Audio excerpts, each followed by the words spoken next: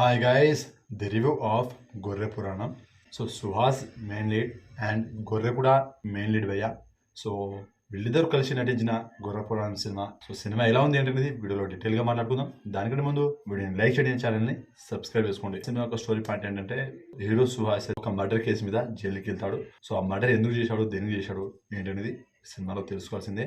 Hero Suhas first హాఫ్లో కొద్దిసేపు మాత్రమే కనిపిస్తాడు, తర్వాత కనిపించాడు, తర్వాత సెకండ్ హాఫ్లో కనిపిస్తాడు. So plus points, story concept అయితే బాగుంది. ఆ గొర్రె హిందూస్కి అండ్ ముస్లిమ్స్కి ఇద్దరికి మధ్యలో ఒక గొడవని క్రియేట్ చేస్తుంది అండ్ మత విభేదాలు వస్తుంది. దానికి కారణమైన ఆ గొర్రెని జైల్లో వేస్తాడు.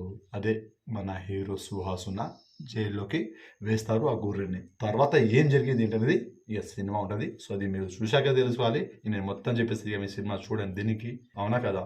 ఇంకో plus point comedy. Okay, comedy పరంగా బాగానే ఉంటుంది కామెడీ. అండ్ ఆ గొర్రె బాగా నటించింది భయ్య, బాగా యాక్ట్ చేసింది. తనకి ఒక నేషనల్ అవార్డో లేక ఒక ఆస్కార్ అవార్డో ఇస్తే బాగుంటుంది అని నా ఫీలింగ్. ఎందుకంటే మస్తు యాక్ట్ చేసింది గొర్రె, నాకు నచ్చింది.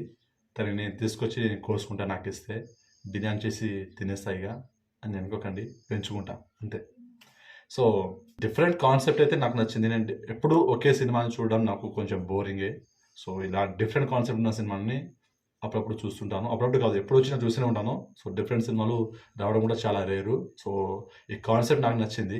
ఇంకా మైనస్ విషయానికి వస్తే, సినిమా ఒక షార్ట్ ఫిలిం చూస్తున్న ఫీలింగ్ అయితే కలిగింది నాకు. సో అలా ఉందన్నట్టు. సో బడ్జెట్ ఇష్యూ లేకపోతే ఏంటో తెలియదు. సో మీకు నచ్చొచ్చు, నాకు కామెడీగా అండ్ వన్ టైం వాచబుల్ అనిపించింది. అలా అలా వెళ్ళిపోతుంది.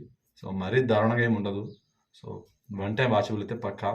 సో ఈ సినిమా తర్వాత hero Suhas next film Janaka అయితే గనక చూడాలి మరి ఆ సినిమా ఎలా ఉంటుంది ఏంటనేది. సో మీరు ఈ గొర్రె పురాణం సినిమా చూసినట్లయితే మీకు ఎలా అనిపించిందో కామెంట్ చేయండి. దీనికి నా rating 3 stars out of 5 stars. ఇది జస్ట్ నా ఒపీనియన్ మాత్రమే. మీరు కనుక ఈ గొర్రె పురాణం సినిమా చూసినట్లయితే మీకు ఎలా అనిపించిందో కామెంట్ చేయండి. నా రివ్యూ కనుక మీకు నచ్చినట్లయితే వీడియోని లైక్ చేయండి, షేర్ చేయండి అండ్ ఛానల్ని సబ్స్క్రైబ్ చేసుకోండి. ఇంతకీ నా టోపీ ఎట్లుందో కామెంట్ చేయండి. ఇక నుంచి ఈ టోపీతో రివ్యూ కంటిన్యూ చేద్దామా లేదా మీరే డిసైడ్ చేసుకోండి.